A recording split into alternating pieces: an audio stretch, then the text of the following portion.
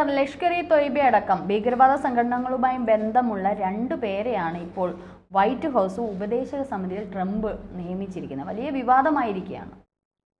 നമ്മൾ ഈ ലോകമാകെ പരിശോധിച്ച് കഴിഞ്ഞാൽ ഈ ഭീകരവാദം, മത തീവ്രവാദം, ഭരണകൂടം, ഇതിന് 3 കാര്യങ്ങളുണ്ട്. ഒരു ഭരണകൂടം ഉണ്ടാവും, പിന്നെ മത തീവ്രവാദം, ഭീകരം. ഇവ തമ്മിൽ വല്ലാതെ കെട്ടുപണഞ്ഞാണ് ലോകത്താകെ നടക്കുന്നത്. ഇപ്പോൾ ഇവിടെ ഒരു വനിതാ യൂട്യൂബറടക്കം 89 വരെ ഇപ്പോൾ അറസ്റ്റ് ചെയ്തു. പാകിസ്ഥാനിലേക്ക് വിവരങ്ങൾ ചോർത്തി കൊടുക്കുന്നു. 1-2 BJP നേതാക്കൾ അറസ്റ്റ് ചെയ്തു, BJP പ്രവർത്തകർ അറസ്റ്റ് ചെയ്തു, മറ്റു പാർട്ടികളുള്ളവർ അറസ്റ്റ് ചെയ്തു. ഇത് പണത്തിന് വേണ്ടിയും മറ്റ് സൗകര്യങ്ങൾക്ക് വേണ്ടിയും മനുഷ്യരിങ്ങനെയൊക്കെ ചെയ്യുന്ന രീതികളുണ്ട്. അവിടെ ഇപ്പോൾ അമേരിക്കയിൽ 2 പേരെ വച്ചിരിക്കുന്ന മതസ്വാതന്ത്ര്യത്തിൻ്റെ സംവിധാനമായിട്ടുള്ള അതിൻ്റെ സമിതിയിലാണ്. മതസ്വാതന്ത്ര്യം എത്രമാത്രം അനുവദിക്കാം എന്നൊക്കെയുള്ള സമിതിയിലാണ്. മുസ്ലിംസിനെയാണ് വച്ചിരിക്കുന്നത്. അപ്പോൾ മുസ്ലിം മതത്തിനുള്ള സ്വാതന്ത്ര്യം അനുവദിക്കുന്നതിനായിരിക്കും. പക്ഷേ ഇവർക്ക് ഈ പറഞ്ഞ പോലെ ലഷ്കർ തൊയ്ബയുമായിട്ട് ബന്ധമുള്ളവരാണ്, ഭീകരവാദ പ്രവർത്തനവുമായിട്ട് ബന്ധമുള്ളവരാണെന്നാണ് ഇപ്പോൾ വരുന്ന ആരോപണം.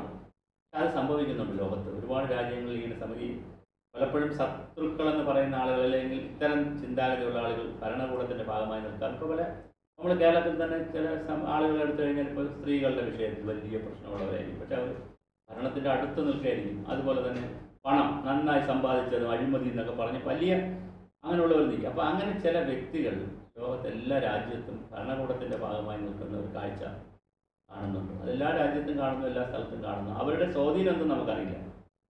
അവരെന്താണ് ഈ ഭരണകൂടത്തെ സ്വാധീനിച്ചത്? കാരണം ഭരണകൂടം അവർക്ക് വേണ്ടി നിൽക്കുകയാണ്. ഇപ്പോൾ US ട്രംപിനൊക്കെ അനുവാദം ഇല്ലാതെ വെക്കത്തില്ലല്ലോ, ട്രംപ് ഫയൽ കാണുമല്ലോ, അപ്പോൾ അല്ലെങ്കിൽ അറിയുമല്ലോ. അപ്പോൾ എങ്ങനെ സംഭവിക്കുന്നത്? ഇത് സംഭവിച്ചിരിക്കുന്നു. തീർച്ചയായിട്ടും വളരെ പ്രതിഷേധാർഹമായ കാര്യമാണ്. അങ്ങനെ 2 പേരും വച്ചിട്ടുണ്ട്. അതായത് തീവ്രവാദ ബന്ധത്തിന് 20 വർഷം തടവ് ലഭിച്ച ഇസ്മായിൽ റോയർ, സൈദുന കോളേജിന്റെ സഹസ്ഥാപകനായ ഷെയ്ഖ് ഹംസ യൂസഫ് എന്നിവരെയാണ് ഈ ഒരു ഉപദേശക സമിതിയിലേക്ക്. കോളേജിന്റെ ഇതൊക്കെ ഉണ്ടല്ലോ, ഈ സ്ഥാപനമൊക്കെ അല്ലേ, അപ്പൊ അവിടെ പഠിച്ചവരും അവിടെ അതിന്റെ അധ്യാപകരും, അതായത് പറഞ്ഞു വ്യക്തിബന്ധങ്ങൾ കൂടി എന്ത് ചെയ്യും, വർക്കൗട്ട് ചെയ്യുക. പൊളിറ്റിക്സിനപ്പുറം അല്ലെങ്കിൽ മറ്റ് പരിഗണനകൾക്കപ്പുറം വ്യക്തിബന്ധങ്ങൾ വർക്കൗട്ട് ചെയ്യും, അതിന് റിപ്പോൺ ചെയ്യും. അതാണ് ഇപ്പോൾ സംഭവിച്ചിരിക്കുന്നത്.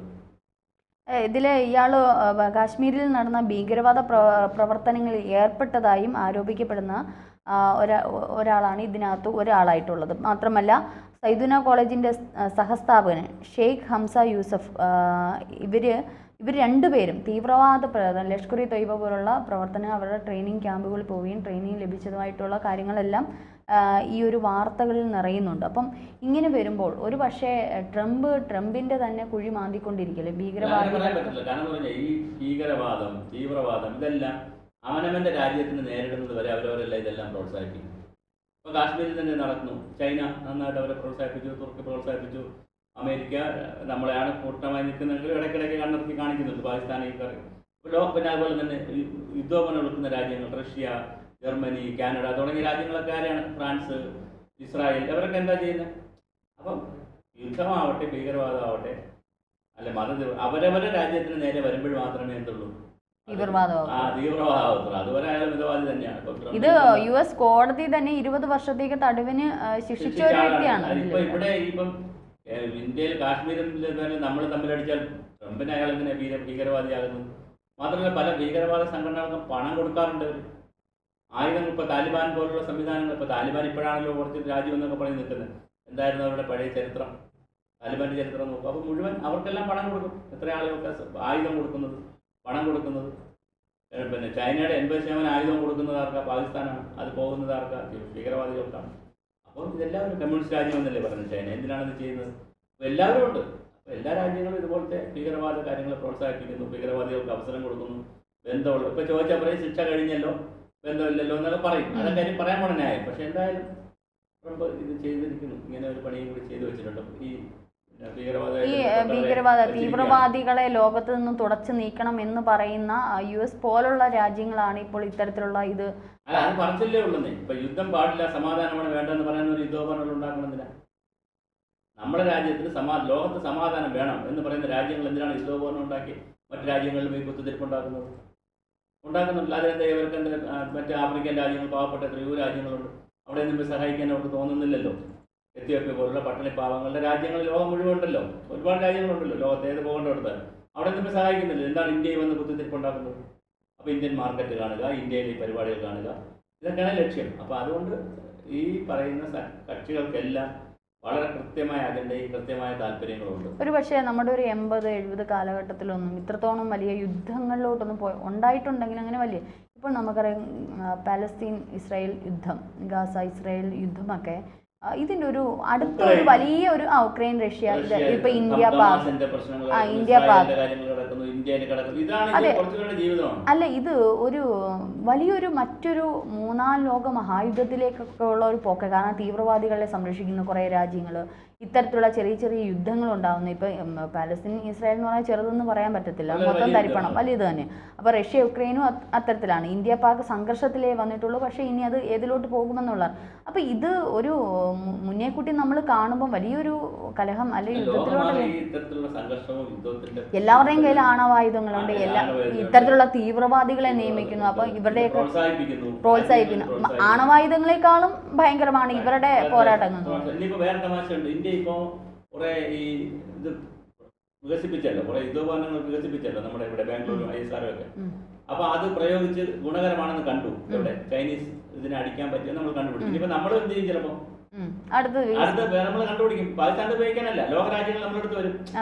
ഇന്ത്യ നല്ല യുദ്ധോപകരണങ്ങൾ ഉണ്ടാക്കുന്നവരാണ്, അവർക്ക് പൈസ കൊടുത്ത് മേടിക്കാന്ന് പറഞ്ഞില്ല. ഇതൊരു വലിയൊരു മാർക്കറ്റിംഗ് കൂടിയാണ്, കച്ചവടം കൂടിയാണ്, ബിസിനസ് മാർക്കറ്റിംഗ് ഒക്കെ കൂടിയാണ് യുദ്ധം പോലെ വലിയ മാർക്കറ്റിംഗ് ആണ്. പക്ഷേ ഇത്തരത്തിൽ നേതാക്കന്മാർ, അതായത് രാഷ്ട്രത്തിന്റെ തലവന്മാർ എന്ന് തന്നെ, ഇപ്പൊ ട്രംപ് ആണെങ്കിലും മോദി ആണെങ്കിലും ഇപ്പോൾ ഷഹബാസ് ആണെങ്കിലും, ഇത്തരത്തിലുള്ള ലോകത്തിലെ രാജ്യങ്ങളുടെ നേതാക്കന്മാരുടെ അനുമതിയോടുകൂടി ഇങ്ങനെയൊക്കെയുള്ള കാര്യങ്ങൾ ചെയ്യുന്നതിൽ അവിടെ ഓരോ രാജ്യത്തും താമസിക്കുന്ന ജനങ്ങളല്ലേ അവസാനം ജനങ്ങളെന്ന് പറയാൻ പറ്റത്തില്ല, സാധാരണ ജനങ്ങൾ, സാധാരണ പലപ്പോഴും ഇല്ലാതാവുന്ന കുട്ടികൾ, സ്ത്രീകൾ, രോഗാതുരതയുള്ളവരൊക്കെ തന്നെയാണ് യുദ്ധത്തിന്റെ ബാക്കി പത്രമായി വരുന്നത്. അപ്പോൾ തീർച്ചയായും ഇത് വലിയൊരു പ്രതിസന്ധി തന്നെയാണ്. ഭീകരവാദം വലിയൊരു വിഷയമാണ്, തീവ്രവാദം വിഷയമാണ്, യുദ്ധം വലിയൊരു വിഷയമാണ്. പക്ഷേ പഴയ കാലത്തെ പോലെ അല്ല ഇപ്പോഴത്തെ യുദ്ധം. ഇപ്പോൾ അമേരിക്കയാണ് മൊത്തത്തിൽ നമ്മൾ ചിന്തിക്കുമ്പോൾ ട്രംപ് നിയന്ത്രിക്കുന്നു, അമേരിക്കയാണ് നിയന്ത്രിക്കുന്നത്. ഇപ്പോൾ റഷ്യ ഉക്രൈൻ യുദ്ധം ഇന്ന് നിർത്തണമെന്നുള്ള രീതിയിൽ ട്രംപ് വന്നിരിക്കുന്നു.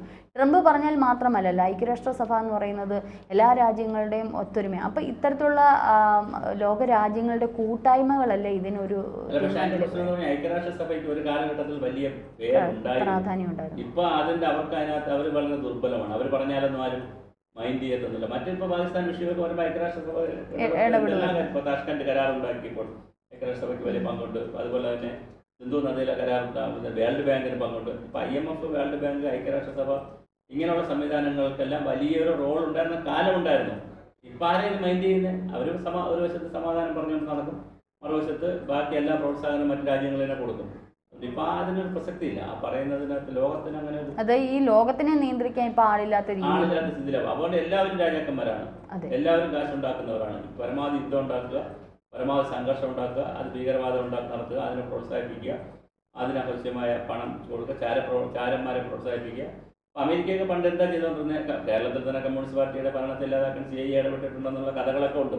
അപ്പൊ ലോകം മുഴുവൻ ഇങ്ങനെ CIA ചാരന്മാരെ അയക്കുക, ഇതിനകത്ത് പറഞ്ഞു കേൾക്കുന്നു.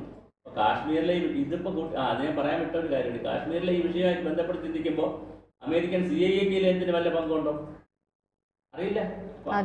അവർക്കും ഇതിനകത്ത് പങ്ക് വന്നേക്കാം. അപ്പൊ ഇതൊരു ലോകമാകെ സംഭവിക്കുന്ന വലിയൊരു പശ്ചാത്തലമാണ്, വലിയ രീതിയാണ്. അപ്പോൾ ഇത് അമേരിക്ക ഇപ്പോൾ ട്രംപ് ഒരുപാട് വട്ടത്തരം കാണിക്കുന്ന കൂട്ടത്തിൽ ഇതും ഒരു വട്ടത്തരമായിട്ടാണ് എനിക്ക് തോന്നുന്നത്. കാരണം പല വട്ടത്തരം പുള്ളി കാണിക്കാറുണ്ട്. അത് കൂട്ടത്തിൽ ഇത് എത്രയോ പ്രഗത്ഭന്മാരുണ്ട്. 20 വർഷം കേസ് പറഞ്ഞ ആൾ, അല്ലെങ്കിൽ ജയിലിൽ പോയ ആൾ, പിന്നെ ഈ ഇത്രയും കാശ്മീർ തീവ്രവാദത്തിന് സഹായിച്ചു എന്ന് പറയുന്ന ആൾ, അങ്ങനെ ഒരാളെ പിടിച്ച് ഉപദേശമായിട്ട് വയ്ക്കുകയാണ്. അതൊരു ഞാൻ പറഞ്ഞില്ല, നമ്മൾ ഇത്തരത്തിലുള്ള കാര്യങ്ങൾ ചിന്തിക്കുമ്പോൾ എന്താണ് ഇതിൻ്റെ ഡ്രൈവിംഗ് ഫോഴ്സ്, എന്തിൻ്റെ പുറത്താണ് ഇതൊക്കെ വയ്ക്കുന്നത് എന്നുള്ളത് വലിയൊരു ചോദ്യമാണ്. അപ്പോൾ ലോകമാകെ ഈ ഒരു ദുഷിച്ച ഒരു വ്യവസ്ഥിതി ഉണ്ട്. നമ്മുടെ രാജ്യത്ത് മാത്രമല്ല, എത്ര സമ്പന്നം എന്ന് പറയുന്ന അമേരിക്ക ആയാലും കമ്മ്യൂണിസ്റ്റ് രാജ്യം എന്ന് പറയുന്നത് ചൈന ആയാലും റഷ്യ ആയാലും എല്ലായിടത്തും ഇത് കാണുന്നു. സത്യം പറഞ്ഞാൽ ഭൂമി ഇപ്പം പുകഞ്ഞുകൊണ്ടിരിക്കുന്ന ഒരു അനുഭവം തന്നെയാണ്. ഏത് നിമിഷം എവിടെയും പൊട്ടിത്തെറിക്കാവുന്ന ഒരു ലോകം മുഴുവൻ ആ നിലയിലേക്കുള്ള ഒരു അധികാരം, പണം, സമ്പത്ത്, മദ്യം, സ്ത്രീ, ബോംബ്, ഇത് ഒരു വേറൊരു രാഷ്ട്രീയമാണ് എല്ലാവരും കൈകാര്യം ചെയ്യുന്നത്. അല്ലാതെ സമാധാനം, സന്തോഷം, ആനന്ദം, പിന്നെ ആ ഒരു രീതിയിലേക്കൊന്നും ആർക്കും അഹിംസ ഇതൊന്നും ഒരു വിഷയമേ അല്ല. ഇപ്പോൾ ഒരു രാജ്യത്തിനുമല്ല, എല്ലാവർക്കും ഇങ്ങനെ ശക്തിപ്രകടനം കാണിക്കണം. അപ്പോൾ ഓരോരുത്തരും അവരവർക്ക് പറ്റുന്ന രീതിയിൽ കാര്യങ്ങൾ ചെയ്യുന്നു. അതിനിടയിലാണ് ഇത്തരത്തിലുള്ള വളരെ വിഷമിപ്പിക്കുന്ന അല്ലെങ്കിൽ വിചിത്രമായ വാർത്തകളും കൂടി കയറി വരുന്നത്.